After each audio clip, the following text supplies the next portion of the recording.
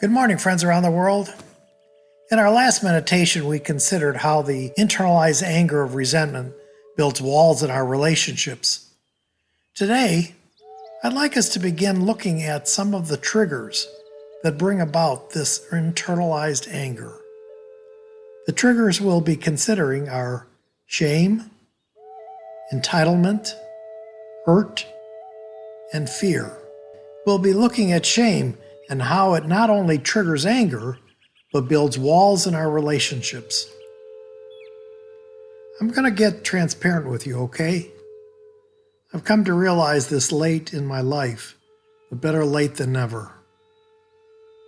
You see, I have a desire today that people leave their encounter with me feeling better about themselves than when we first met.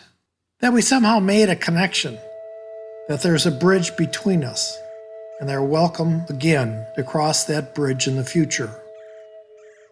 Can you imagine our world if we all had that desire? Oh, don't get me wrong. I've not arrived at this goal, this desire. But you know what? That's my mark, and I press on toward that mark. And each time I do, each time I make that human connection and make someone else feel better about themselves, it leaves us both feeling great and a desire to return. So what does this have to do with shame? Well, shame is a strong wall builder. It separates us from one another. And if we're honest with ourselves, when we cause others to feel shame, we rise above them. Our words may not say it, but the message is, I wouldn't do that. I'm better than you. Ironically, Jesus said, "Why do you call me good? No one is good except God alone." You see, Jesus was a wall builder. He tore down walls that others had built. And as a Christian myself, I believe I too must be a bridge builder. Some of you might be thinking that there are times when we must speak to the shameful things in this world and build those walls, separate ourselves from the evils of this world. I agree.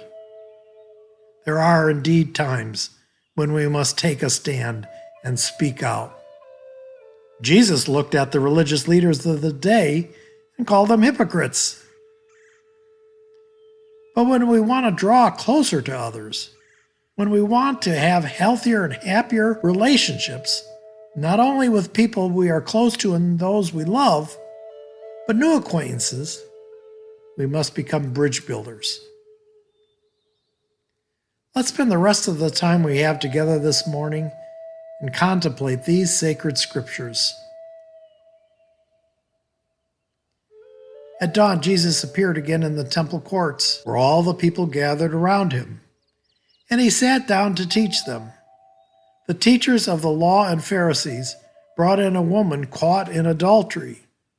They made her stand before the group and said to Jesus, "Teacher, this woman was caught in the act of adultery, and the law of Moses commanded us to stone such a woman.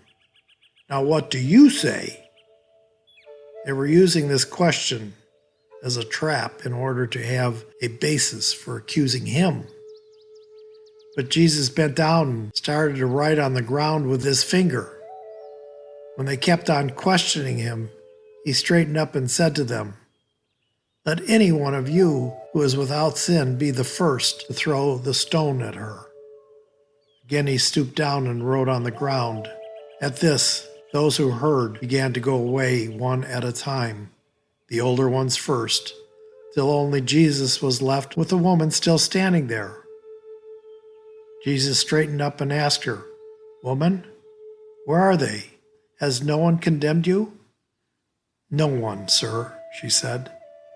"Then neither do I condemn you," Jesus declared. "Go now and leave your life of sin."